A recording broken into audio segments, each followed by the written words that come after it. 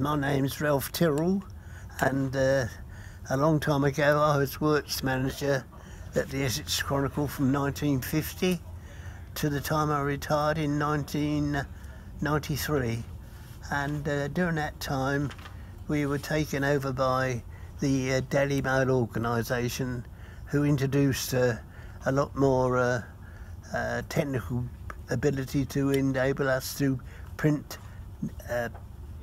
the Essex Chronicle in full colour, which meant that staff had to be retrained, and consequently we made a success of that, and it was all down to a team spirit, and the result was one of complete success.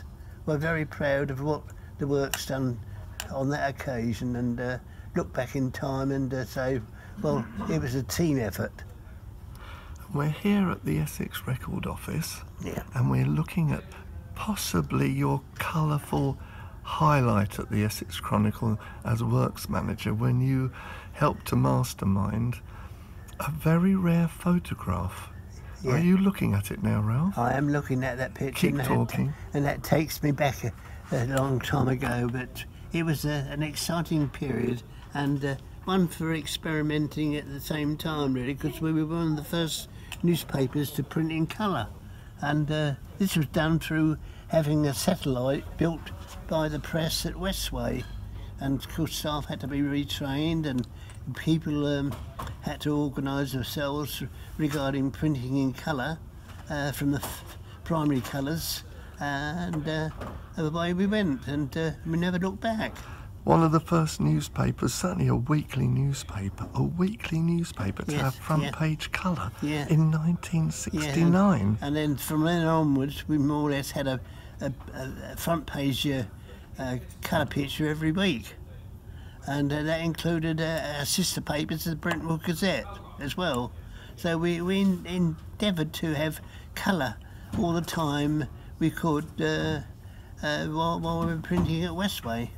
Let's see what the wording says. This is a news picture of the 20th century. This is the news picture of the 20th century, and the Essex Chronicle, although strictly a county newspaper, needs no excuse for using it, for this really is history in the making. The magnificent colourful view of the Earth from the moon, with the surface of the moon showing up as a dull contrast to our own planet. Very dull contrast. Most local people too watch with great interest and pride in the achievements of the Apollo, of their Apollo flight around the moon and back round. It was quite understandable. Everyone felt a deep sense of pride when the historic flight was over. Local industry as well kept a close eye on the events of space, particularly the Marconi Company, Chelmsford. The company was involved in two ways. Its space tracking station on Ascension Island off the African coast kept the Apollo craft linked with the mission control in Houston, and Marconi's high-frequency communication system was in use in Bermuda in helping get vital information back from the spacecraft. A great event, and the colour picture taken by one of the astronauts. It's one the Essex Chronicle is proud to publish. There we go. All the way up in January the 10th, 1969. How historic is that? Well, Ralph, surprise, surprise, we've got a front page colour photograph that you were responsible for setting up on August the 1st, 1969, a flag of triumph. Space Center, Houston, Texas, July 29th. Old Glory flies on the moon. The flag of the United States, deployed on the surface of the moon, dominates this photograph taken from inside the LEM. In the far background is the deployed black and white lunar surface television camera, which televised the lunar EVA. Footprints stand out clearly in the rust-colored surface of the moon. Shadow of the LEM is black. TV camera is white. Associated Press color photo from Nasser. The Essex Chronicle is proud to be able to present one of the first true colour pictures of the moon seen in this country. How did we do it? See page 3. Oh, well, I think we should see page 3, Ralph. Absolutely. Oh, it's right at the top there. Yeah. Behind that moon picture. Man's greatest achievement, a foothold on the moon. Today, the Essex Chronicle brings to its readers one of the first true color pictures taken of the moon, from on the moon. Yesterday, the Colchester Express, sister paper to the Essex Chronicle, also printed at its Westway HQ, made history by becoming the first British newspaper to publish this photograph. After a complex technical process, the Essex Chronicle is able to produce a brilliant lunar photograph taken from inside the lunar module, Eagle, by astronaut Edward Aldrin.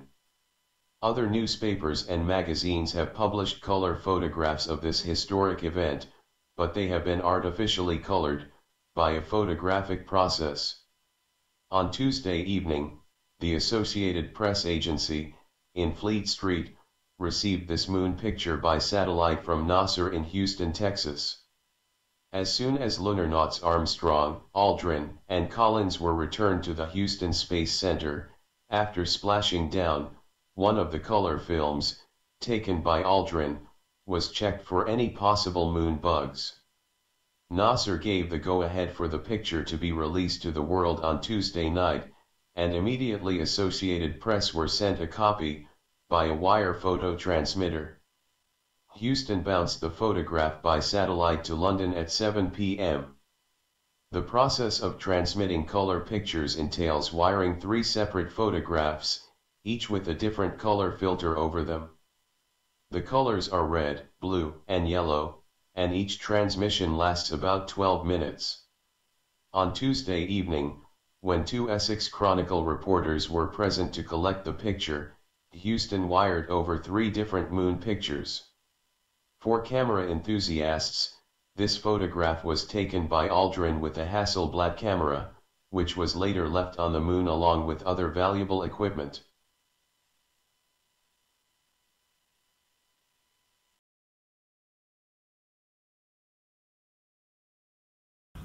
Ralph, talking about behind that moon picture, what can you remember, the true story behind it? How did you get it? Can you remember? No, I can't remember that. Too far back? Too far back, really. And I mean, that would be an editorial affair. I was just the printer, carrying out their instructions, and making sure that the product was on time and also exactly as we had planned it. So it was just another day for you at the Chronicle? More or less. So each day was different, but I had a very good team working for me, and we produced some excellent results, including one of the first papers to be in colour.